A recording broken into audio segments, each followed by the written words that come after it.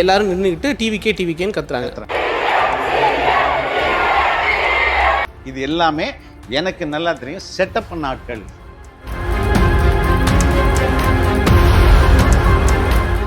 இங்க இருக்கிற எல்லார் ஃபேமிலிலையும் ஏதாவது ஒரு மதுவால ஒரு பிரச்சனை இருக்கும். அதை எப்படி நீங்க ஐடென்டிஃபை? சார், அதை நான் முறையாக அதை நான் சொல்றது நீங்க வந்து தவறா புரிஞ்சுட்டீங்கன்னு. எது ரொம்ப மோசம், ஆல்கஹாலா இந்த ட்ரக்கா? கஞ்சாவே புழங்குது. அது எது ரொம்ப மோசம்னு கேட்குறேன். ரெண்டுமே மோசம் தான்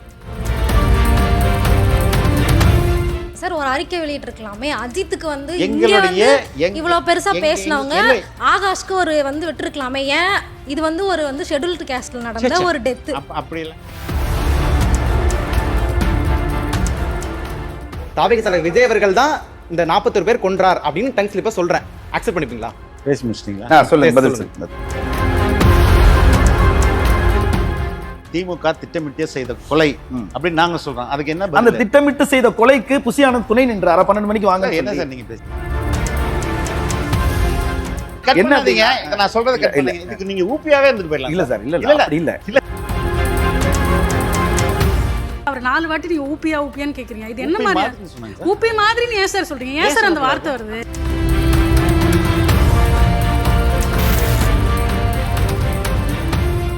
திங்க் தமிழா நேயர்களுக்கு வணக்கம். தாவேகாவினுடைய தேசிய செய்தி தொடர்பாளர் திரு ஃபிலிக்ஸ் அவர்கள்.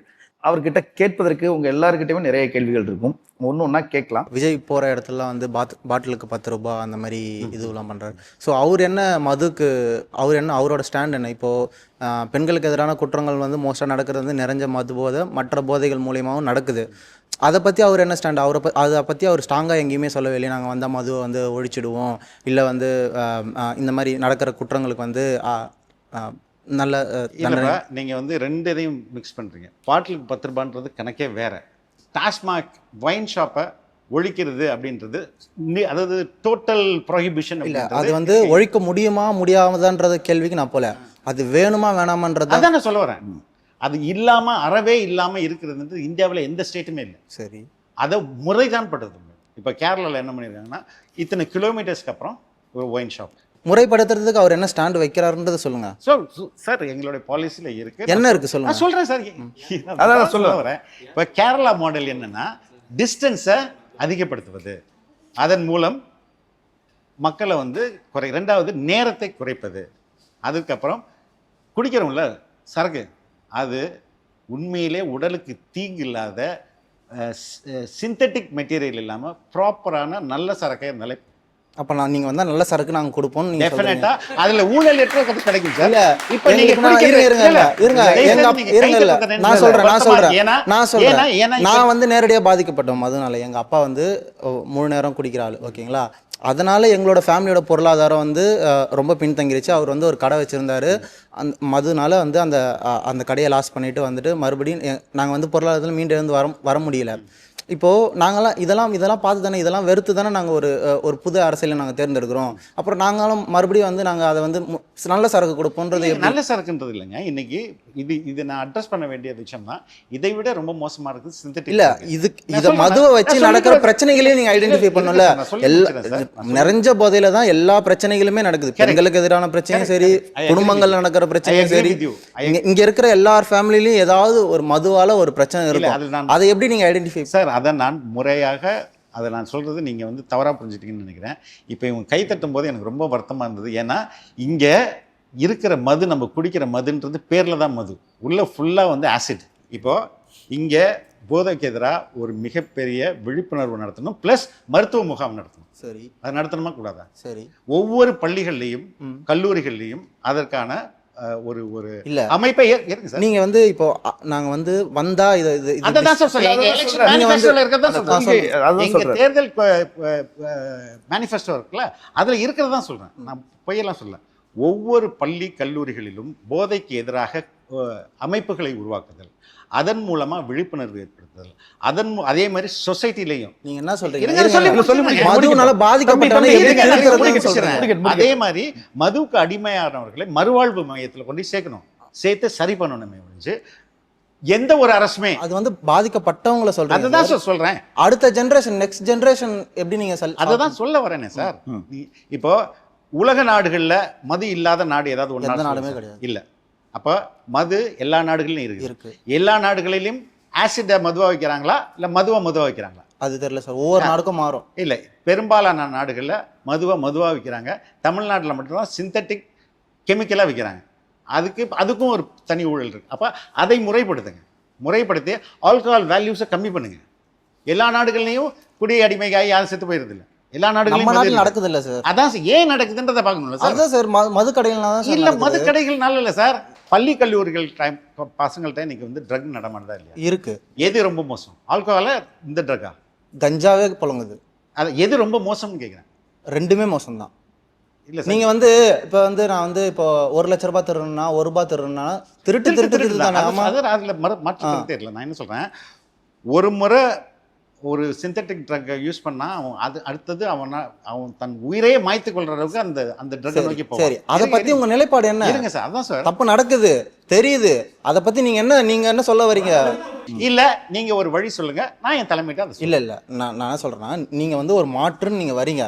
நான் வந்து எனக்கு இந்த பிரச்சனை இருக்குன்னு நான் சொல்றேன். இப்போ மாற்று நீங்க தானே சொல்லணும். ஏன்ட்ட இருந்து அதான் நான் சொல்றேனே. இப்போ எனக்கு புரியுது. அதான் நான் சொல்றேன் சார், உங்களுக்கு புரியுதா? சரி, முதல்ல பழக்கத்துல இருக்கவங்கள சரி பண்ணணும். இது மாதிரி விஜய் பேசி நான் பார்க்கலன்னு சொல்றேன். இப்போ நான் செய்தி தொடர்பாளர் சார், நான் பேசுறேனே. அதாவது மது சார்ந்து சார், ஒரே நிமிஷம் சார், மது சார்ந்து அவருடைய நிலைப்பாடு இது அப்படிங்கிறத நீங்க வந்து எடுத்து சொல்லிட்டீங்க. ஆணவ கொலை சார்ந்து விஜய் அவர்களுடைய நிலைப்பாடு என்னங்கிறதையும் நீங்க வந்து பதிவு சார். ஆணவ கொலைக்கு எதிராக தாவேகா இன்று வரையும் உச்சநீதிமன்றத்துல வழக்கு நடந்துட்டு இருக்கு, சட்டம் நிறைவேற்றுவதற்கு. அதற்கு சட்டம் மட்டும்தான் ஒரே தீர்வு. கவின் ஆணவ படுகொலைக்கு எதிராக எந்த கருத்தையும் விஜய் அவர்கள் தெரிவிக்கலன்னு சொல்றாங்க. நான் சொல்லிட்டு இருக்கேன், இது எந்த ஆணவ படுகொலைக்கு எதிராக அந்த படுகொலைக்கு எதிராக ஒரு கருத்து தெரிவிக்கல. கருத்து இருக்குல்ல, அஜித் அவர் இருக்கார்ல, அவர் லாக்அப் டெத் நடந்தப்போ வந்துட்டு அவர் இங்க வந்துட்டு போராட்டம் மாதிரி பண்ணாரு. ஏன்னா சாரி வேண்டாம் நீதி வேண்டாம் அப்படின்னு எல்லாம் பண்ணாரு. இப்போ மானாமதுரையில வந்து ஒரு லாக்அப் டெத் நடந்திருக்கு. அதுக்கு வந்து அவர் எதுவுமே எந்த இதுவுமே இதாகல. அது என்ன ரீசன் இல்லைம்மா? இப்போ ஒவ்வொரு இப்போ நீட்டு மரணம் அனிதாவுக்கு நடந்தது, அதற்கப்புறம் நிறைய மரணங்கள் நடக்குது நீட்டுக்காகவே. ஏன் எந்த கட்சிகளும் பண்ணல? இப்போ நான் வந்து உங்களை கேட்டேன், நீங்க அடுத்த கட்சியை தான் ப்ளேம் பண்றீங்க. நான் ப்ளேம் பண்ணல. இப்போ அதற்கு எதிராக ஒரு குரல் கொடுத்தாச்சு, மக்களிடம் அந்த ஆணவ கொலை பற்றிய விழிப்புணர்வு ஏற்படுத்தியாச்சு. அதற்கப்புறம் இந்த அரசுகளும் காவல்துறையும் சரியா நடந்து கொள்ளவில்லை என்றாலும் தொடர்ச்சியாக அதற்கான போராட்டங்கள் நடத்திக்கிட்டு தான் இருக்கும். தலைவர் தான் எல்லா இடத்துக்கும் வந்து பேசணும்ன்றது பேசணும் சார். ஒரு அறிக்கை வெளியிட்டு இருக்கலாமே. அஜித்துக்கு வந்து எங்களுடைய இவ்வளவு பெருசா பேசினவங்க ஆகாஷ்க்கு ஒரு வந்து விட்டுருக்கலாமே. ஏன் இது வந்து ஒரு வந்து ஷெட்யூல்டு காஸ்ட்ல நடந்த ஒரு டெத்? அப்படி எல்லாம் கிடையாதுமா. இன்னைக்கு அரசியல் களத்துல அதிகமான பட்டியலினத்து தோழர்களை முன்னிறுத்தது தாவேகா. நம்பர் வேணா நீங்க எடுத்துங்க. ஓகே சார், அது நான் அக்செப்ட் பண்றேன். அந்த அடிப்படையில் இல்ல, அஜித்துக்கு முன்னாடி நடந்தது கவினோடது. இப்போ அஜித்துக்கு போனது கவினுக்கே பண்ணிருக்கீங்க. நீங்க அடுத்து ஆகாஷ்க்கு பண்ணிருக்கலாம். ஏன் வந்து அஜித்துக்கு மட்டும் இருங்க. அஜித்துக்கு இங்க பண்ணும்போது அதுவரையும் நடந்த எல்லா எல்லா கொட்டடை மரணங்களோட பெற்றோர்களும் இருந்தாங்க. அதுல சென்னையில இருந்த பட்டியலினத்தை சேர்ந்த குதிரை ஓட்டுகிற அந்த பையன் பேரை வந்துட்டான், அவங்க அம்மாவும் இருந்தாங்க. இதை சாதியா பார்க்கக்கூடாது. அப்படி பார்க்குற கட்சி தாவேகாவும் இல்லை. அது சாதி அடிப்படையில் நடந்து கொள்கிற கட்சி அல்ல. 100% நான் சொல்றேன். ரெண்டாவது, ஆகாஷ்க்கு மட்டும் நடந்தது அல்லது அது ஒட்டுமொத்த கொட்டடி மரணங்களுக்கும் சேர்ந்து ஒட்டுமொத்த கஸ்டோடியல் டெத்துக்கும் சேர்ந்தது தான். அங்கே எல்லா பேரண்ட்டுமே அந்த பாதிக்கப்பட்டவர் எல்லாருமே வந்திருந்தாங்க. அதே மாதிரி வேங்கவயல் பாதிக்கப்பட்டவர்களை கூட்டிட்டு வந்து அவர்களுக்கு நேரில் சந்திச்சு பேசினவர் எங்கள் தலைவர். மற்ற எந்த கட்சிகளும் அங்கே போகலை. எந்த விதத்திலும் இதை நீங்கள் சாதியோடு முடிச்சு போட்டுற வேண்டாம், அப்படி ஒரு எல்லளவும் நிலைப்பாடும் எங்கள்கிட்ட இல்லை அப்படின்னு சொல்கிறது தான் நான் சொல்கிறேன். நான் அந்த ஒரு வீடியோ பார்த்தேன். அந்த வீடியோவில் பாதிரியார் உட்காந்துருக்காரு, சுற்றி எல்லாரும் நின்றுக்கிட்டு டிவிக்கேன்னு கத்துறாங்க. எப்படி அங்கே போனாங்க? ஏன்னா தாவேகா தலைவர் வந்து நான் வேளாங்கண்ணி சர்ச்சுக்கு போகிறதா ஒரு செய்தியை அந்த நியூஸ் ஏதாவது ஒரு அஃபிஷியல் ட்விட்டர் பேஜ்லேயோ தாவேகாவோட அஃபிஷியல் சைட்லேருந்தோ எந்த மீடியாவிலையும் அஃபிஷியலாக அந்த நியூஸே வரல. அதாவது தாவேகாலேருந்து கொடுக்கல.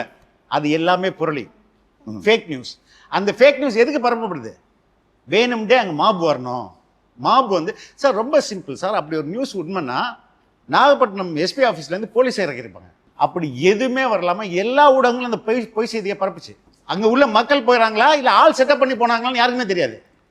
ஆனால் டிவியில் ஒளிபரப்பப்படுது. அப்போ ஒரு தவறான நியூஸை பார்த்துட்டு நான் ஓடி போய் அங்கே நின்றுட்டு அந்த பிளேமை என் மேலே போட்டுட்டு நீ பதில் சொல்றது எந்த அளவுக்கு சரி? நீங்க எல்லார் மேலேயும் ப்ளேம் போடுறீங்களே தவிர இது எல்லாத்துக்கும் மூல காரணம்னு ஒண்ணு இருக்கு. தன்னுடைய ரசிகர்களை அரசியல்படுத்தப்படல அப்படிங்கிற ஒரு விஷயத்தை மட்டும் பதிவு பண்றேன். இல்ல ஒரு விஷயத்தை பதிவு பண்ண நினைக்கிறேன் சார். இல்ல என்ன சொல்லணும்னு நினைக்கிறேன் அப்படின்னா அது புரளியாவே இருக்கட்டும். அவர் வருகிறார் வரல அந்த செய்தி தவறோ உண்மையா அதுல என்ன வேணாலும் இருக்கு. திட்டமிட்ட சதியாகவே கூட இருக்கட்டும் சார். அங்க நின்று கத்தியவர்கள் அத்தனை பேர் டிவிக்கேன்னு சொல்லி கத்துனாங்களா இல்லையா? குறைந்தபட்சம் பொதுமக்களுக்கு இடையூறு செய்யும்படியான இப்படியான வேலைகளை செய்யாதீங்கன்ற ஒரு வார்த்தை சொல்ல மாட்டேங்கிறாரு. அதுதான் வருத்தம். இல்ல சார், இது எல்லாமே எனக்கு நல்லா தெரியும். செட்டப் பண்ண ஆட்கள். நியூஸ் எங்க சைட்ல இருந்து வரல. அப்ப நியூஸை போட்டது யாரு? அந்த நியூஸ் போட்டதோட நோக்கம் என்ன? அப்படி நியூஸ் போட்டவர் காலைல 5 மணிக்கு எப்படி போய் கூடுறாங்க? அட்லீஸ்ட் அந்த நியூஸ் போட்டவரையாவது கண்டிக்கணும்ல தலைவர். இது எப்படி சார் எல்லாரும் டெய்லி வருது? குறைந்தபட்ச அறிக்கையாவது விட. பெரியாரை வந்து நான் கோட் பண்ணுமா, ஒருவர் தன்னுடைய மனைவியை நான் பத்தினி டெய்லி ப்ரூவ் பண்ணிட்டு இருக்கோமா கேக்குறேன். பெரியார் இல்ல அவசியம் இல்ல. அப்ப இது என்னுடைய செய்தியில நான் எத்தனை செய்திக்கு தான் சொல்றது? வேளாங்கண்ணிக்கு நாங்க அறிவுறுத்தணுமா? எங்க சைடுல நியூஸ் வந்துச்சான்னு கேட்டீங்க. இப்ப அதே கரூருக்கு நீ டைம் கொடுத்தது 3 to 10. ஆனா தாவேக்காவுடைய பொதுச்செயலாளர் என்ன சொன்னாருன்னா 12:30 மணிக்கு தலைவர் அவர்கள் வருவார் அப்படின்னு முழுவதும் பேசின வீடியோ இருக்கு. அதை அபிஷியலா போட்டிருந்தார். இதை அப்ப அந்த டைமிங் ஏன் ஃபாலோ பண்ண முடியும்? நானும் சொல்றேன், நீங்க அந்த ட்விட்டர் பேஜுக்கு போங்க. பார்த்தேன் சார், நான் பார்த்தேன், அதனாலதான் கேட்கிறேன். நானும் பார்த்தேன், அதை நான் சொல்லலாம்ல. சொல்லுங்க. அந்த ட்விட்டர் பேஜுக்கு போங்க. காலையில 7 மணிக்கு இந்த 10 பேரும் வரணும். அது பிரஸ் மீட்ல சொல்லுவாங்களா சார்? டவுட் எனக்கு. அதனால 10 பேர் ஒரு நிர்வாகிகள் சொல்லுவாங்க. பிரஸ் மீட்ல சொல்லுவாங்களா? நீங்க பாத்தீங்களா? நான் பார்த்தேன் சார். 10 நிர்வாகிகள் வரணும். இருங்க, எதை பாத்தீங்க? அவர் பேசின வீடியோ தான் பேசினேன் சார். இருங்க சார், நான் சொன்னதை நீங்க பாத்தீங்களா? பதில் கேட்டுருங்க. நான் சொன்னதை நீங்க பாத்தீங்களா? அப்படி ஒண்ணு இருக்கு, உங்களுக்கு தெரியுமா? எது ஒண்ணு? இது மாதிரி 10 மணிக்கு இந்த நிர்வாகிகள் மட்டும் வரணும்னு இருக்குது. ஒரு ட்விட்டர் இருக்கு. 7 மணிக்கு வரணும்னு இருக்குது. உங்களுக்கு தெரியுமா தெரியாதா? ஆமா, இருந்துச்சு. நிர்வாகிகளை நான் நினைக்கிறேன் சார் 7 மணிக்கு வாங்கன்னு சொல்லி நிர்வாகிகள் சொல்றீங்க. நிர்வாகிகள் 7 மணிக்கு வந்துட்டாங்க. சரி, 12:30 மணிக்கு வரணும் அப்படின்னு சொன்னது யாரு? இல்லைங்க, அவர் தவறா கூட சொல்லியிருக்கலாம் இல்லையா? எப்படி சார் தவறா சொல்லலாம்? ஒரு பொது மக்கள் சார் காத்திருக்காங்க சார், 7 மணி நேரம் காத்திருக்காங்க சார். 7 மணிக்கு வராரு, அது தவறா சொல்லிட்டு எப்படி சொல்ல முடியும்? January 26 இண்டிபெண்டன்ஸ் டேன்னு சிஎம் பேசினார் சார். சார் நீங்க மாற்று சார், நீங்க மாற்று. நீங்க அவங்கள பத்தி கம்பேர் பண்ணவே வேணாம். அவங்க சரியில்லைன்னு விட்டுருங்க. இல்ல சார், அப்படி இல்ல. நீங்க ஒரு மாற்று சக்தி. நீங்க இல்ல சார், மனிதர்கள் சில டங் ஸ்லிப் பண்றது இயற்கை சார். கரூருக்கு நான் சாயங்காலம் 4 மணிலேருந்து 10 மணி வரை எங்களுக்கு டைம் இருக்கு. எங்க தலைவர் போனது 7 மணி. அது எப்படி லேட் ஆகும்? 12 மணிக்கு வராங்கன்னு சொன்னதுதான் பிரச்சனை. சொல்லலங்க, அது டங் ஸ்லிப்பா இருக்குங்க. சொல்லவே முடியாது சார். அதெல்லாம் சொல்லவே முடியாது. டாக்குமெண்ட்ஸ் சார், கோர்ட்லயோ அரசுலயோ டாக்குமெண்ட்ஸ் தான் பேசுவோம். வீடியோ இருக்கு சார். அதை விட பெரிய டாக்குமெண்ட் என்ன சார் வேணும் சார்? வேளாங்கண்ணில வந்து நீங்க அபிஷியலா எதுவும் சொல்லலன்றீங்க. இதுக்கு அபிஷியலா சொல்லியிருக்காங்க 12:30 மணிக்குன்னு பொதுச் செயலாளர் சொல்றாரு. அதை நீங்க எல்லாம் முடிஞ்சதுக்கு அப்புறம் இப்போ வந்து ட்ரான்ஸ்லேட் பண்றீங்களே. அதர் டாக்குமெண்ட்ஸ் இருக்கு. நான் சொல்றது நீங்க பொதுமக்கள் வந்து சொல்ல யாருக்கு பாதுகாப்பு தர வேண்டியதோ பொதுமக்கள் தான் தரணும். நீங்க பொதுமக்கள் தான் கருத்துல வச்சுக்கணும். தம்பி I don't think I can able to speak to you because நான் ஒண்ணே என்னால உனக்கு 41 உயிர் புரிய வைக்க முடியும். வேற எப்படி என்ன முடியும்? நீங்க ப்ளேம் பண்ணிட்டு போறீங்க ஈஸியா. கவர்மெண்ட் மேல ப்ளேம் பண்றீங்க. எப்படி பேச முடியுங்களா சார்? நான் வந்து டங் ஸ்லிப் ஆகி தாவேக்க தலைவர் தான் விஜய் தான் பொறுப்பு, அவர் தான் இதுக்கு தூண்டுனா சொல்ல முடியுமா? சொல்லிட்டா இல்ல தெரியாம சொல்ல முடியுமா? டங் ஸ்லிப் சார் ஏத்துப்பீங்களா? நீங்க நாங்க வந்து கோர்ட்ல அக்செப்ட் பண்ணிப்பீங்களா சார்? நான் சொன்னதை சார் விஜய் அவர்கள் தான் இந்த 41 பேர் கொன்றார் அப்படின்னு டங் ஸ்லிப்பா சொல்றேன். அக்செப்ட் பண்ணிப்பீங்களா? பேசி முடிச்சிட்டீங்களா? சொல்லுங்க, பதில் சொல்லுங்க. இப்போ நாங்க வந்து சுப்ரீம் கோர்ட்ல கேஸ் போட்டிருக்கோம். அதில் வந்து செந்தில் பாலாஜி காரணம்னு நாங்கள் சொல்கிறோம். அதனால விசாரணை நடந்துட்டு இருக்கு. வரட்டும், யார் ரெஸ்பான்சிபிலிட்டி? நீதிமன்றம். ஆனால் நீங்கள் உயர் நீதிமன்றங்களில் நீங்கள் பேசும்போது நீங்கள் செந்தில் பாலாஜி காரணம்னு சொல்லவே இல்லையே. அதுதான் கேட்குறேன். நான் உச்ச நீதிமன்றத்தில் நாங்கள் ஃபைல் பண்ணியிருக்கோம்ப்பா. அதில் சொல்லியிருக்கோம்ப்பா, திமுக சதின்னு சொல்லியிருக்கோம். செந்தில் பாலாஜின்னு பேர் சொல்லும் போது தான் செருப்பு தூக்கி அடிச்சாங்கன்னு சொல்லியிருக்கோம். வரட்டும், எதுக்கு நீங்க அவசரப்படுறீங்க? புசியானந்த் அவர்கள் டங் ஸ்லிப்பா கூட சொல்லி இருந்திருக்கலாம் சார். நான் தெரியாம சொல்லிட்டேன், இது என்னால் இந்த தவறுக்கு நானும் காரணம்ன்ற அந்த பொறுப்புணர்ச்சியோட அந்த அக்செப்டன்ஸ் இருக்குல்ல சார், அதுவும் ஒரு தலைமைக்கான அழகு தான். இது தவறு இல்ல. திமுக திட்டமிட்டே செய்த கொலை அப்படின்னு நாங்க சொல்றோம். அதுக்கு என்ன? அந்த திட்டமிட்டு செய்த கொலைக்கு புசியானந்த் துணை நின்றார். 12 மணிக்கு வாங்க. என்ன சார் நீங்க பேசுறீங்க? அப்படித்தானே இருக்கு. அது திட்டமிட்ட கொலைனா நம்ம இதையும் அப்படித்தானே சார் எடுத்துக்கணும். சிந்திக்கக்கூடிய மனிதரா இல்ல? நிச்சயமா நம்ம ரெண்டையும் கம்பேர் பண்ணி பார்க்கும்போது தோணுங்கிறது தானே இளைஞர்களுடைய கேள்வியா இருக்கு. நீங்க சிந்திச்சு பாருங்க. நீங்க சிந்திக்கக்கூடிய மனிதரா இருந்தாலும் சிந்திச்சு பாருங்க. ஒரு அபிஷியல் எப்படி பேசுவாங்க? பிரஸ் மீட்டை வச்சு பேசுவாங்களா லெட்டர் எழுதி கொடுத்தது வச்சு பேசுவாங்களா நான் உங்கள்கிட்ட கேட்குறேன். இல்ல அபிஷியல்ஸ் எப்படி எனக்கு வேணாலும் answer பேசலாம். me. இல்ல அபிஷியல்ஸ் எப்படி வேணாலும் Answer பேசலாம். me, answer ஆனா me. No, answer ஆனா me. அவர் அழைப்பு நான் கொடுத்தது கேட்டதுக்கு பதில் தாவேக் அவருடைய தொண்டர்களுக்கு. எனக்கு கேட்டதுக்கு பதில் சொல்லுங்க சார். எதை வச்சு சார் பேசணும்? அபிஷியல்ஸ் லெட்டர் வச்சு தான் பேசலாம். லெட்டர் வச்சு சிஎம் பேசினாரா? ஒரு கட்சியினுடைய பொதுச் செயலாளரை தாண்டியா ஒரு சிஎம் போய் சொல்றாருன்னு கடிதம் சொல்றேன், அதை சொல்லுங்கன்றான், அதை சொல்ல மாட்டேங்கிறீங்க இல்ல நீங்க. சிஎம் போய் சொல்றாருன்னு இருந்துட்டு போட்டோம். அப்ப எது சிஎம் சட்டமன்றத்துல சிஎம் ஒரு தாமதமாக வந்தார் அப்படின்னு எந்த விதமான ஆதாரமும் இல்லாம பேசுறாருன்னே வச்சுப்போம். போய் சொல்றாருன்னு போய் சொல்லுங்க. அந்த சொல்றாரு. வார்த்தையை சொல்லுங்க. அப்ப இருக்கட்டும், எதுக்கு போய் சார் சொல்றாரு சிஎம். சிஎம் எப்படி சார் போய் சொல்ல முடியும்? இருக்கட்டும், இருந்துட்டு போட்டோம். சார் எப்படி இந்த சம்பவத்திற்கு சார் என்ன சார் தார்மீக பொறுப்பை தாவேக் சிஎம் ஏத்துக்கணும். போய் சொல்றாரா இருந்துட்டு போட்டுன்றீங்க. இல்ல சார், இது ரொம்ப வருத்தமான ஒரு விஷயம். இல்ல சார், பாக்குறேன். இத நீங்க கட் என்ன பண்ணாதீங்க. அப்படின்னா- இத நான் சொல்றத கட் பண்ணுங்க. இதுக்கு நீங்க ஊப்பியாவே இருந்துட்டு போயிடலாம். இல்ல சார், இல்ல இல்ல, அப்படி இல்ல. இல்ல, ரொம்ப தயவு செய்து. வருத்தத்தோட என்ன சொல்றோம் அப்படின்னா சார் அப்படி ஒரு சம்பவம் நடந்துச்சுன்னா ஏங்க, அது தன்ஸ்லிப்பாய் வந்துருச்சு. ஏங்க, வேளாங்கண்ணி மாதிரியான ஒரு சம்பவம் நடந்துச்சு அப்படின்னா இது எங்களுக்கு சுத்தமா தெரியாது, இது தன்னிச்சையா அவங்க எங்களுக்கு கெட்ட பேரை கொடுக்கணும் அப்படிங்கிறதுக்காக திட்டமிட்டு பண்றாங்கன்னு you prove சொல்றோம். me wrong. அது சார் நான் You ஒரே prove me கேள்வி wrong. சார், என்னை prove பண்ணு. நான் வேளாங்கண்ணிக்கு வரேன்னு ஏன் செய்தி வெளியிட்டீங்க, உங்க மேல வழக்கு தொடுப்பேன்னு டிவி மேல விஜய் ஒரு அறிக்கை கொடுத்திருந்தாருன்னா டிவி திரும்ப அந்த தவற பண்ணுவாங்களா? சார் திரும்ப அந்த தவற பண்ணுவாங்களா சார்? நீங்க இல்ல சொல்லுங்க. கேக்குறேன், திரும்ப அந்த தவற டிவில மத்த எந்த டிவிக்குள்ள அந்த தவற பண்ணுவாங்களா? பண்ணுவாங்க சார். எப்படி பண்ணுவாங்க? பண்ணுவாங்க. இவர் வழக்கு தொடுத்தா அவங்க பண்ணுவாங்க நீதிமன்றத்துக்கு கூப்பிட்டாருன்னா பண்ணுவாங்க. இன்னும் அதிகமா பண்ணுவாங்க. இன்னும் எப்படி? அதிகமா செய்வார்கள் சார். அதனால இவர் எல்லா இடத்துலயும் மௌனமா இருந்தது சரியா இருக்குமா? நீங்களே ஒரு ஊப்பி மாதிரி பேசிட்டீங்களே இல்ல சார். சார், நீங்க ஆங்கர் மாதிரி இல்ல பேச நான் மாட்டீங்க யதார்த்த சார். யதார்த்தம் களத்துல இல்ல. இருந்து கேக்குறேன். சார், அவங்களுடைய கேள்விகளை நான் நான் சொல்றேன். கேக்குறேன். நான் இவ்வளவு கத்தி சொல்றேன். சிஎம் அசெம்பிளில பொய் சொல்றாருன்னு நீங்க சொல்றீங்க. பொய் சொல்லிட்டு போகட்டும்ன்றீங்க. சார் கண்டிக்கிறோம். சார் முதல்வரை கண்டிக்கிறோம். விஜயையும் தாவேக்கா கண்டிக்கிறோம். அப்படிங்கிறது மாற்று இல்ல. விஜயையும் கண்டிக்கிறோம். முதல்வரையும் கண்டிக்கிறோம், விஜயையும் கண்டிக்கிறோம். தம்பி இருமா, உனக்கு அப்புறம் வரையுது. இருங்க, அவையில பொய் சொல்றாருல, அப்ப அவர் அரெஸ்ட் இல்ல பண்ணுங்க. அவர் சொன்ன பொய்னாலதான் அந்த 41 பேர் இறந்தாங்களா? நீங்க அரெஸ்ட் பண்ணுங்க. இப்ப யார் மேல அவர் பொய்யா குற்றச்சாட்டு வைக்கிறாரு? விஜய் மேல வைக்கிறாரு. அப்ப விஜய் கேஸ் போட்டாதான் சிஎம் அரெஸ்ட் பண்ண முடியும். அந்த கேஸ் ஏன் போடல சார்? நாங்க செந்தில் பாலாஜி மேல தானே போட்டுருக்கீங்க, சிஎம் மேல ஐயோ, போடலையே. எல்லார் மேலயும் தான் சார் போட்டுருக்கோம். CM எங்களுக்கு நீங்க சந்தேகம் இருக்குன்னு சொல்லிருக்கோம் சார். எடுப்போம் சார், வெயிட் பண்ணுங்க சார். அதான் அதையும் எடுக்கல, நீங்க தான் இவ்வளவு நாள் பண்ணணும். எடுக்கல. ஏன் இவ்வளவு அது நாள் தவறுனா எடுக்கல? அதையும் நீங்க தான் பண்ணணும். அதுதான் அது நிச்சயமா அது பொய். யாரு? நீங்க தானே சார் படி கேஸ் அவர் பண்ணணும். சொல்லலைன்னா நிச்சயமா இல்ல This is not ethics. Sir. கண்டிப்பா ஒரு You are not நடவடிக்கை ethical. எடுக்கணும். You are not ethical. அது இல்ல சார், நியாயமா இல்ல இல்ல, you are not an ethical. இல்ல இல்ல You are இல்ல not an நீங்க என்ன என் மேல என்ன விமர்சனம் வேணாலும் வைங்க சார். You are not- நியாயமாக you are not இருக்கிற ethical. கேள்விகளை சார், சார் கேட்கணும். ஒரு நிமிஷம் சார். நியாயமா சார் இருக்கிற நீங்க கேள்விகளை பேசிட்டே இருக்கும்போது அவர் 4 வாட்டி நீங்க ஊப்பியான்னு கேக்குறீங்க. இது என்ன ஊப்பி மாதிரி மாதிரின்னு சொன்னாங்க சார். ஊப்பி மாதிரின்னு ஏன் சார் சொல்றீங்க? ஏன் சார் அந்த வார்த்தை வருது? அவர் எங்கேயுமே தன்னை வந்து ஒரு திமுக தொண்டரா காட்டிக்கவே அது இல்லை. உங்களுடைய விருப்பம். அவர் ஒரு ஆங்கர், உங்களுக்கு எதிராக அவர் வந்து உங்களுக்கு ஆப்போஸா தான் அப்போஸ் பண்ற மாதிரி தான் கேள்வி கேட்க முடியும். அவர் எதுக்கு நீங்க ஊப்பியான்னு கேட்டு ரொம்ப தாவேக்காக்கு offend எதிரான பண்றீங்க? கேள்விகளை வச்சாலே அவங்க இது ரொம்ப வந்து offensive திமுகவை இல்லையா சார்? சார்ந்தவர்களா இது என்ன தான் மாதிரியான இருப்பாங்க. ethics சொல்லல சார். நான் வந்து இல்ல, DMK நீங்க கேட்டீங்க ஊப்பியான்னு கேட்டீங்க. அது சார், தவறா நீங்க நான் 4 எடுத்துக்கல. கூட கேட்டீங்க சார். நீங்க தவறா எடுத்துக்கணும். நான் உண்மையதான் கேட்டேன். ஏன்னா சிஎம் அவையில தவறு செய்யறாரு அப்படின்னு நான் சொல்றேன். நீங்க அதை ஒத்துக்கிறீங்க. அதுல கடந்து போறீங்களே, அது எப்படி சார், அது கடந்து போல சார். நீங்க புசியானந்த் சொன்ன பொய்யை ரொம்ப எளிதா கடந்து போறீங்க. அதனால ஒரு 41 உயிர் போயிருக்கு. இந்த பொய்யை கடக்க மாட்டாங்க வழக்கு தொடு பண்றீங்க. போயிருக்கின்றதே பொய்ன்னு இது சொல்றேன். இது எந்த அளவுக்கான சமூக இல்ல சார், அதுக்கு சமூக அக்கறை இல்ல சார். புரியல சார். இல்ல சார், தயவு செய்து அதற்கும் இதுக்கும் புசியானந்த் சொன்னதற்கும் இந்த கூட்டம் கூடுனதுக்கு சம்பந்தமே இல்லை. தயவு செய்து நீங்க இந்த மீடியாக்கள் அப்படி உருவாக்குது. நீங்க போய் கோர்ட்ல எங்க பிரேயர் எடுத்து படிங்க. இன்வெஸ்டிகேஷன் போயிட்டு இருக்கு. அதுக்கப்புறம் ஏன் நீங்க சரி, விசாரணையின் முடிவுல என்ன நடக்குதோ அதுக்கு ரொம்ப I want to register. நானும் ஒரு விஷயத்தை நீங்க வந்து சரியா இல்ல நடந்துக்கல சார், இல்ல சார், இல்ல ஒரு கட்சியை சார்ந்த ஒரு கட்சியுடைய இல்ல சார், இல்ல நான் சொல்லி முடிச்சிடுறேன். நீங்க என் மீது ஒரு குற்றச்சாட்டு வச்சிட்டு போயிருக்கீங்க, அதை நான் முடிச்சிடுறேன், இங்க நிறைவு செஞ்சிடறேன். ஒரு கட்சியினுடைய தேசிய செய்தி தொடர்பாளர் வந்து எதிரில் உட்காரும் போது அவருக்கு எதிரான கேள்விகளை மக்கள் மத்தியில அந்த கட்சி சார்ந்த விமர்சனங்களையும் தான் வைக்க முடியும். உங்களை பாராட்டிட்டே இருக்க முடியாது இல்ல, அதுக்கான பதில்களை தான் இல்ல. அறமான ஒரு கேள்வி வைக்கும் பொழுது நீங்க இந்த நிகழ்ச்சியை அறமற்ற நிகழ்ச்சியை நீங்க ஒரு குற்றச்சாட்டு பதிவு பண்ணணும்னு நினைக்கிறேன். இது நிச்சயமா அறத்தோட நாங்க செய்யறோம். நீங்க யாரையுமே எங்களுக்கு தெரியாது.